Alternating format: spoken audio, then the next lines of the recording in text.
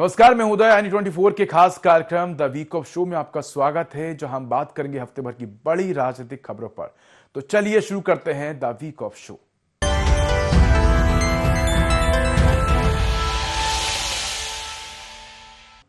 मध्य प्रदेश सरकार एक बार फिर वैश्विक निवेश की तलाश में दावोस पहुंची है। मुख्यमंत्री डॉक्टर मोहन यादव की इस यात्रा को ऑटोमेटिव, आईटी, अक्षय ऊर्जा और फूड प्रोसेसिंग जैसे सेक्टरों में निवेश के बड़े अवसर के रूप में देखा जा रहा है।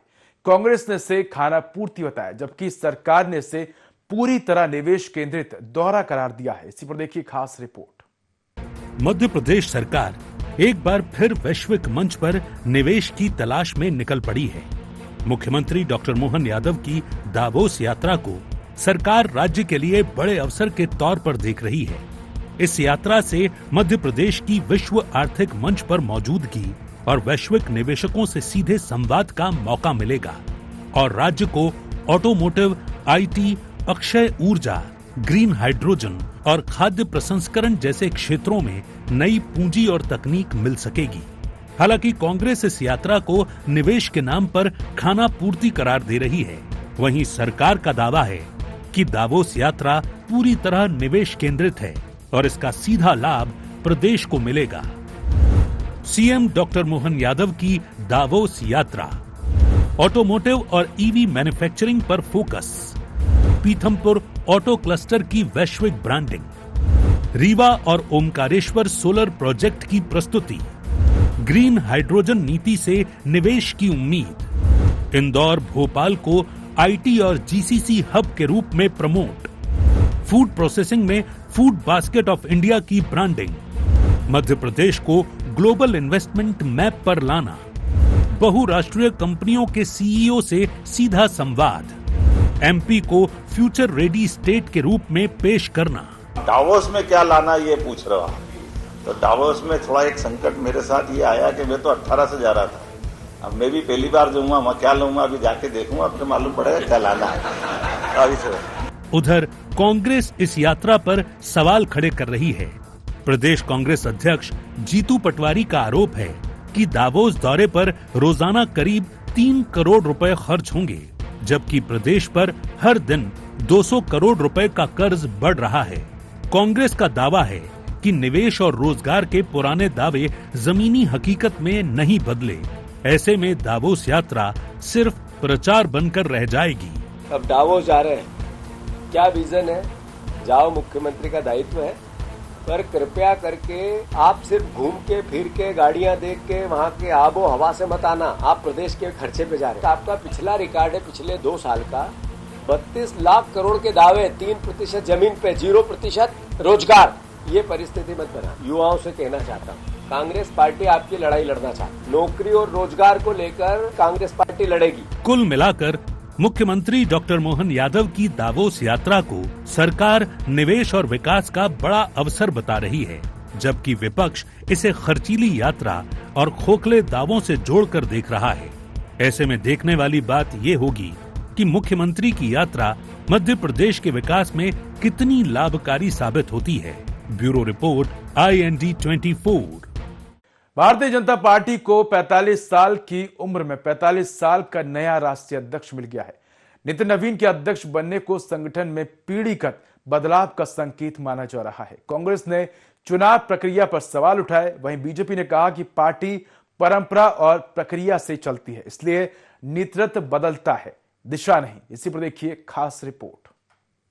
भारतीय जनता पार्टी में आज से युवा ऊर्जा के नए दौर की शुरुआत हो गई है, यानी कि नवीन युग शुरू हो गया है। 45 साल की भारतीय जनता पार्टी को 45 साल का राष्ट्रीय अध्यक्ष मिला है। नितिन नवीन के अध्यक्ष बनने को संगठन के भीतर सिर्फ एक पद परिवर्तन नहीं, बल्कि पीढ़ीगत बदलाव के बड़े संकेत के तौर पर देखा जा रहा है। भाजपा की राजनीति में ये संदेश साफ है कि अनुभव और ऊर्जा का संतुलन ही भविष्य की दिशा तय करेगा। हालांकि कांग्रेस ने बीजेपी के राष्ट्रीय अध्यक्ष के चुनाव को ही अलोकतांत्रिक करार दे दिया है। वहीं बीजेपी ने दावा किया कि उनके यहां मेंबरशिप से ज्यादा रिलेशनशिप होती है। पार्टी में ऐसी परंपरा है जो पद से नहीं, प्रक्रिया से चलती है, इसीलिए अध्यक्ष बदलते हैं। लेकिन आदर्श नहीं बदलते। नेतृत्व बदलता है लेकिन दिशा नहीं बदलती। नितिन नवीन भाजपा के 12वें राष्ट्रीय अध्यक्ष बने। बीजेपी शासित राज्यों के मुख्यमंत्रियों समेत वरिष्ठ नेता रहे मौजूद। पीएम मोदी ने पहनाई माला, 55 मिनट तक दिया संबोधन। पीएम मोदी बोले, मैं बीजेपी का कार्यकर्ता हूं। नितिन नवीन अब मेरे बॉस। पहला भाषण भावुक संदेश। साधारण कार्यकर्ता की असाधारण यात्रा। नितिन नवीन बोले, राजनीति सत्ता नहीं साधना, राजनीति भोग नहीं त्याग, पद नहीं उत्तरदायित्व, तपस्या से चलता है संगठन। सीएम डॉक्टर मोहन यादव ने भी दी बधाई। लोगों को लगता होगा कि नरेंद्र मोदी देश के प्रधानमंत्री है, तीसरी बार प्रधानमंत्री बने, ये सब अपनी जगह पे हैं, लेकिन इन सबसे भी बड़ी चीज मेरे जीवन में है, मैं भारतीय जनता पार्टी का कार्यकर्ता हूं। माननीय नितिन नवीन जी, मैं एक कार्यकर्ता हूं, वे मेरे बॉस हैं। हम वैसे राजनीतिक दल के लोग हैं जहां राजनीतिक सत्ता नहीं साधना है, राजनीतिक भोग नहीं त्याग है, राजनीतिक ऐशो आराम नहीं तपस्या है, राजनीतिक कोई पदभार नहीं उत्तरदायित्व है। हमारे नवनिर्वाचित अध्यक्ष माननीय नितिन नवीन जी को बहुत बहुत बधाई। उम्मीद करेंगे युवा अध्यक्ष दुनिया में सबसे बड़ी पार्टी का बहुत सफलता के साथ अध्यक्ष रहे। उधर कांग्रेस ने नितिन नवीन के राष्ट्रीय अध्यक्ष बनने पर बीजेपी पर तीखा हमला बोला। कांग्रेस नेताओं ने कहा कि अध्यक्ष की घोषणा पहले कर दी गई और फिर चुनाव का ऐलान किया गया, लेकिन चुनाव हुआ ही नहीं। कांग्रेस ने इसे लोकतांत्रिक प्रक्रिया का मजाक बताया। वहीं युवा अध्यक्ष को लेकर कहा कि ये कांग्रेस की नकल है। कांग्रेस में राहुल प्रियंका से लेकर सभी नेता युवा हैं। ये कैसी प्रक्रिया है कि चुनाव से पहले घोषित कर दिया साहब ये हमारे अध्यक्ष हैं। बताइए ना, उनके खिलाफ कौन लड़ रहा है, ये कौन सा वोट हो रहा है, कौन सा इलेक्शन हो रहा है। इसलिए इसको कम से कम नामांकन, ये चुनाव, ये सब मत, ये इस्तेमाल मत करिए शब्द। यहां तो इन्हें ज्ञानेश गुप्ता की भी जरूरत नहीं पड़ी, यूं ही हो गया काम। कांग्रेस की तो नकल मार रही बीजेपी। हमारी मध्य प्रदेश में कैबिनेट बनी थी, 22 लोग जो है युवा थे। आज जो है दिल्ली में हमारी जो संगठन है पूरा का पूरा युवा है। राहुल जी की उम्र कितनी है, प्रियंका जी की उम्र कितनी है, सब युवा हैं। ये तो हमारी नकल करते हैं। हम तो युवाओं को जो है राजनीति में ला रहे हैं 1975 से। बहरहाल भाजपा में नितिन नवीन के राष्ट्रीय अध्यक्ष बनने के साथ पार्टी ने इसे युवा ऊर्जा और पीढ़ीगत बदलाव का प्रतीक बताया, तो वहीं कांग्रेस ने अध्यक्ष चयन प्रक्रिया पर सवाल खड़े करते हुए महज औपचारिकता करार दिया है। ऐसे में साफ है कि नितिन नवीन की ताजपोशी को लेकर सियासी बहस अभी थमी नहीं है। आने वाले दिनों में ये देखना दिलचस्प होगा कि नवीन युग बीजेपी को कितनी संगठनात्मक मजबूती और राजनीतिक बढ़त दिला पाता है। Bureau report, IND 24। ग्रामीण लोकतंत्र को मजबूत करने के लिए मध्य प्रदेश में 24 से 28 जनवरी तक ग्राम सभाओं का आयोजन किया जा रहा है। पंचायत एवं ग्रामीण विकास विभाग ने सभी 23,000 पंचायतों में ग्राम सभा आयोजित करने के निर्देश दिए हैं। कांग्रेस ने इसे सरकारी प्रचार बताया, जबकि बीजेपी ने इसे विकसित भारत विकसित गांव की दिशा में कदम कहा है। इसी पर देखिए खास रिपोर्ट। ग्राम सभा यानी ग्रामीण लोकतंत्र की बुनियाद, ये वो मंच है जहां गांव के लोग सीधे अपनी जरूरतों, समस्याओं और विकास से जुड़े मुद्दों पर खुलकर चर्चा करते हैं। योजनाओं की जानकारी, उनके क्रियान्वयन की समीक्षा और प्रशासन से जवाबदेही तय करने में ग्राम सभा की अहम भूमिका होती है। यही वजह है कि गणतंत्र दिवस के मौके पर मध्य प्रदेश में 24 से 28 जनवरी तक गांव-गांव में ग्राम सभाओं का आयोजन किया जा रहा है। पंचायत एवं ग्रामीण विकास विभाग ने सभी जिला कलेक्टरों और जिला पंचायत सीईओ को निर्देश जारी कर सभी 23,000 पंचायतों में ग्राम सभाएं आयोजित करने के आदेश दिए हैं। हालांकि कांग्रेस इसे सरकारी योजनाओं का प्रचार करार दे रही है, तो वहीं बीजेपी इसे विकसित भारत विकसित गांव की दिशा में बड़ा कदम बता रही है। 24 से 28 जनवरी ग्राम सभाओं का आयोजन, मध्य प्रदेश की सभी पंचायतों में कार्यक्रम, VBG रामजी योजना की बताई जाएंगी खूबियां, हर ग्राम सभा की होगी वीडियोग्राफी, पंचायत निर्णय पोर्टल पर अपलोड होगा वीडियो, रोजगार, आजीविका, स्वास्थ्य और स्वच्छता पर संवाद, पंचायत विकास योजनाओं पर मंथन। भारतीय जनता पार्टी सरकार ग्रामीण अर्थव्यवस्था को मजबूती देने के लिए जी राम जी योजना लाई है। इसमें मजदूरों को पूर्व से अधिक 125 दिनों का रोजगार मिलेगा, साथ ही वेतन में भी वृद्धि की गई है। मध्य प्रदेश सरकार में पंचायत ग्रामीण विकास विभाग द्वारा निर्णय लिया गया है कि सभी ग्राम पंचायतों में अभियान चलाए जाएंगे, कार्यक्रम चलाए जाएंगे और इस नए कानून की खूबियां जनता को बताई जाएगी। साथ ही कांग्रेस पार्टी के झूठ, फरेब और भ्रम को भी उजागर किया जाएगा। कांग्रेस पार्टी ग्रामीण अर्थव्यवस्था की मजबूती को देखकर नाराज है। ये कांग्रेस का नकारा और निकम्मा विपक्ष है। उधर कांग्रेस का आरोप है कि सरकार ग्राम सभाओं को जन संवाद का मंच बनाने के बजाय अपनी योजनाओं के प्रचार का माध्यम बना रही है। कांग्रेस का कहना है कि ग्राम सभा की कल्पना महात्मा गांधी ने की थी, लेकिन आज उसी ग्राम सभा से गांधी का नाम हटाकर VBG रामजी योजना की खूबियां गिनाई जाएंगी, जबकि इस योजना से ग्रामीणों का भला होने वाला नहीं है। पहले तो ये जो बताया बीजेपी की सरकार, इसमें राम जी कहाँ है? ये तो BBG ग्राम जी योजना है। अब ये सरकार की कृपा हो गया है। सरकार का जहाँ पर काम चालू होगा वहाँ पर अगर वो उसको काम करना है तो करे, नहीं करना है तो नहीं करे। और इस तरह से जो है भारत के मजदूर की जो आत्मा है, भारत के मजदूर का जो स्वाभिमान है, उसको कुचलने का काम शुरू हो गया है। आप इवेंट और तमाशे जनता के पैसे पे कर्जे ले लेके 1000 कर दो, उससे जनता का क्या लाभ? तो ये इवेंट बाजी के अलावा और शोशेबाजी के अलावा कोई काम थोड़ी है। बहरहाल ग्राम सभाओं के आयोजन से पहले मध्य प्रदेश की सियासत गर्मा गई है। बीजेपी इसे विकसित भारत विकसित गांव की दिशा में बड़ा कदम बता रही है, तो वहीं कांग्रेस इसे सिर्फ सरकारी योजनाओं के प्रचार का मंच बता रही है। ऐसे में देखने वाली बात ये होगी कि ये ग्राम सभाएं VBG रामजी योजना को जन जन तक पहुंचाने में कितनी कामयाब हो पाती हैं। Bureau report, IND 24। Madhya Pradesh की राजनीति में आस्था और पहचान को लेकर विवाद छिड़ गया है। नेता प्रतिपक्ष उमंग सिंघार ने भगवान हनुमान को आदिवासी समाज का प्रतीक बताया।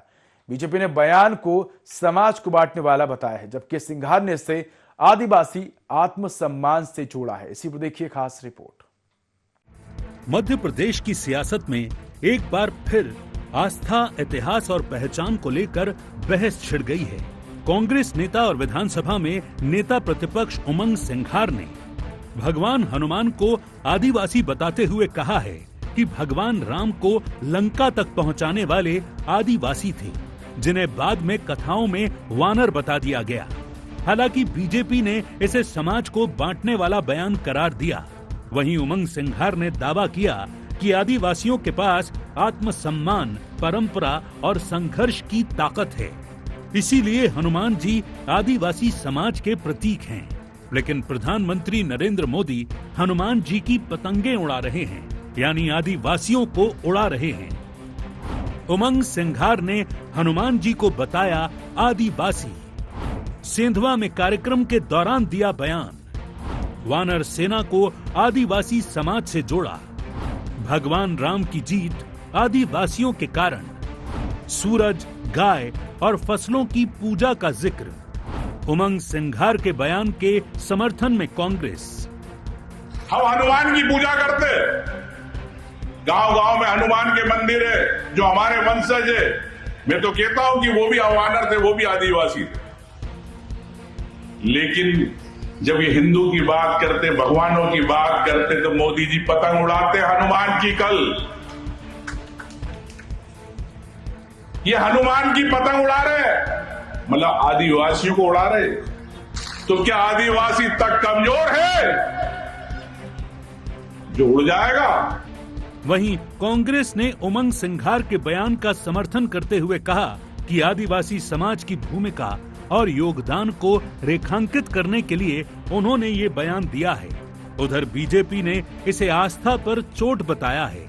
बीजेपी का कहना है कि कांग्रेस बार बार धार्मिक प्रतीकों का राजनीतिक इस्तेमाल कर समाज को बांटने का काम कर रही है।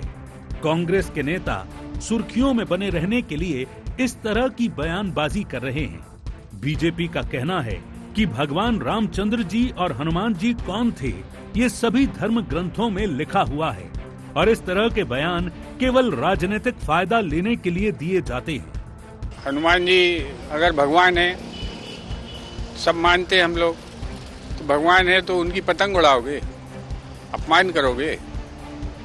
हनुमान जी एक तरफ जो है भगवान राम के राजदूत थे, तो भगवान राम का मैसेज लेके गए थे ना लंका, सीता मैया के पास, उनके भद्द उड़ाओगे आप, उनका मजाक उड़ाओगे। वानर का अर्थ होता है कि वन में रहने वाले नर जो दो पैर से चलते हैं, तो उसमें क्या गलत कह रहे हूँ। कांग्रेस के उमंग सिंगार भी इसी नीति पे चल रहे हैं कि हिंदू समाज में फूट डालो और राज करो, तो राज करने का सपना तो इनका पूरा हो नहीं सकता। मध्य प्रदेश की जनता इनका असली चरित्र समझ चुकी है, इसीलिए इनको लोकसभा में सांसद संख्या शून्य करके घर बिठाने का काम कर दिया है। हनुमान जी की जाति क्या बताएंगे उमंग सिंगार। हनुमान जी आपके हमारे सबके हृदय में बसते हैं और हनुमान जी के हृदय में राम सीता लक्ष्मण बसते हैं, तो हनुमान जी के बारे में बोलना तो बहुत छोटे मुंह बड़ी बात हो गई। उमंग जी, जरा आप अपनी समाज, अपने हिंदू धर्म, इसके बारे में ही बोलो तो अच्छा है। बहरहाल उमंग सिंघार के बयान ने मध्य प्रदेश की राजनीति में आस्था और आदिवासी पहचान को लेकर नई बहस छेड़ दी है। कांग्रेस इसे आदिवासी समाज के सम्मान, योगदान और पहचान से जोड़कर देख रही है, तो वहीं बीजेपी इसे आस्था से खिलवाड़ और समाज को बांटने वाली राजनीति बता रही है। ऐसे में साफ है कि ये मुद्दा अब सिर्फ बयान तक सीमित न होकर सियासी टकराव का विषय बन गया है। Bureau report, IND 24। दावोस से लौटे मुख्यमंत्री डॉक्टर मोहन यादव ने कहा कि मध्य प्रदेश मॉडल को वैश्विक पहचान मिली है। अंतर्राष्ट्रीय कंपनियों ने राज्य की औद्योगिक और नवीकरणीय ऊर्जा नीतियों की सराहना की है। कांग्रेस ने इसे प्रचार बताया, वहीं सरकार ने निवेश और रोजगार के नए रास्ते खुलने का दावा किया है। इसी पर देखिए खास रिपोर्ट। वर्ल्ड इकोनॉमिक फोरम में हिस्सा लेकर दावोस से लौटे मुख्यमंत्री डॉक्टर मोहन यादव ने मध्य प्रदेश मॉडल को वैश्विक पहचान मिलने का दावा किया। वर्ल्ड इकोनॉमिक फोरम के मंच से मिले फीडबैक का हवाला देते हुए सीएम ने कहा कि मध्य प्रदेश मॉडल अब सिर्फ राज्य की नीति नहीं, बल्कि निवेश और विकास का भरोसेमंद फॉर्मूला बन चुका है। दावोस में अंतर्राष्ट्रीय कंपनियों के साथ हुई बैठकों में नवकरणीय ऊर्जा, उद्योग और रोजगार के क्षेत्र में मध्य प्रदेश की प्रगति को सराहा गया। हालांकि कांग्रेस ने इसे यात्रा का प्रचार और इवेंट मैनेजमेंट करार दिया। वहीं सरकार ने दावा किया कि मुख्यमंत्री की इस यात्रा से निवेश और रोजगार के नए रास्ते खुलेंगे, जो राज्य के विकास में अहम भूमिका निभाएंगे।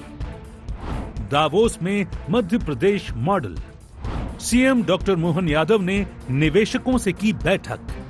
नवकरणीय ऊर्जा में पावर हब बनने का दावा।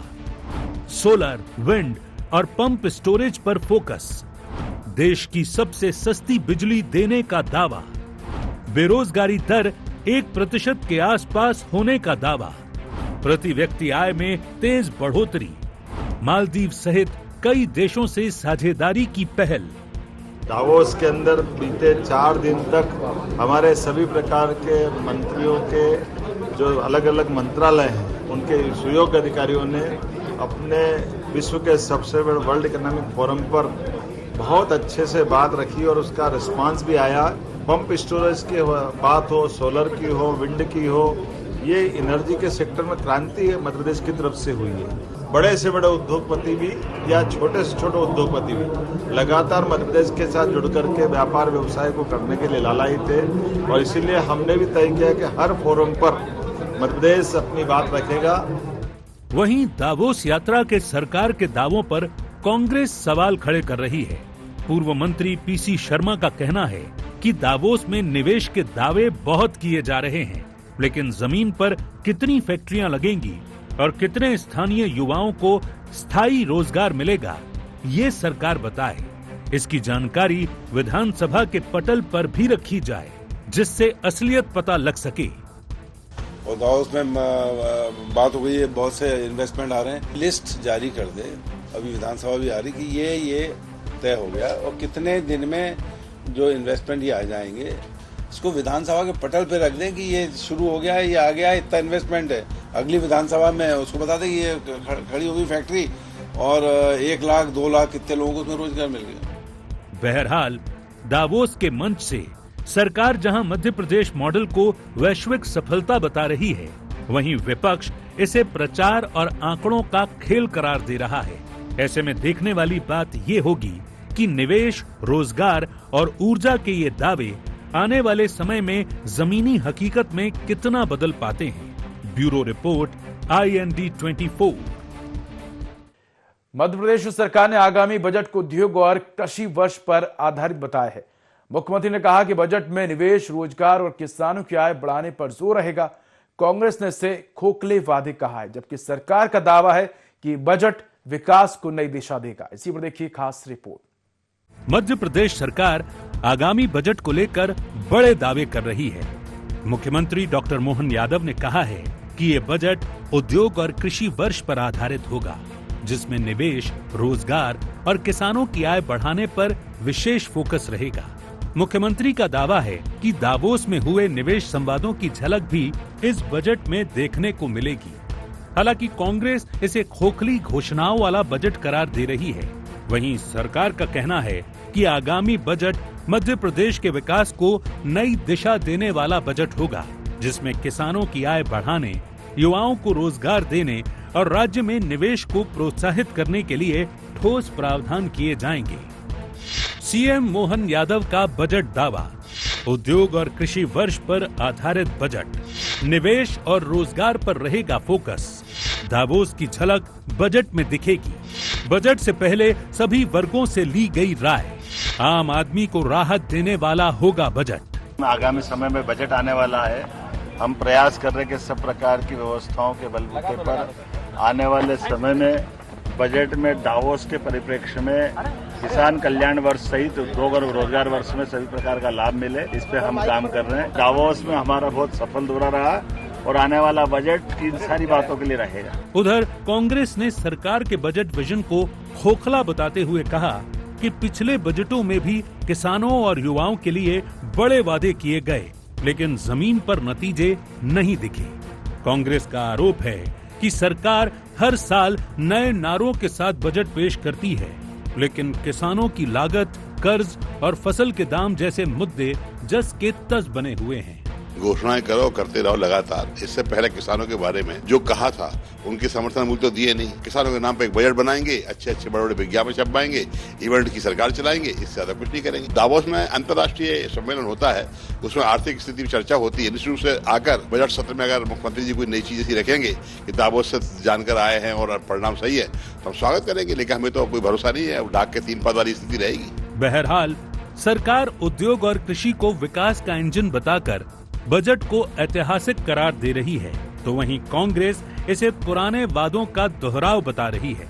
अब देखना ये होगा कि आगामी बजट में दावोस के कितने दावे जमीन पर उतरते हैं। Bureau report, IND 24। तो द वीक ऑफ शो में इतना ही। देखते रहिए I24। नमस्कार।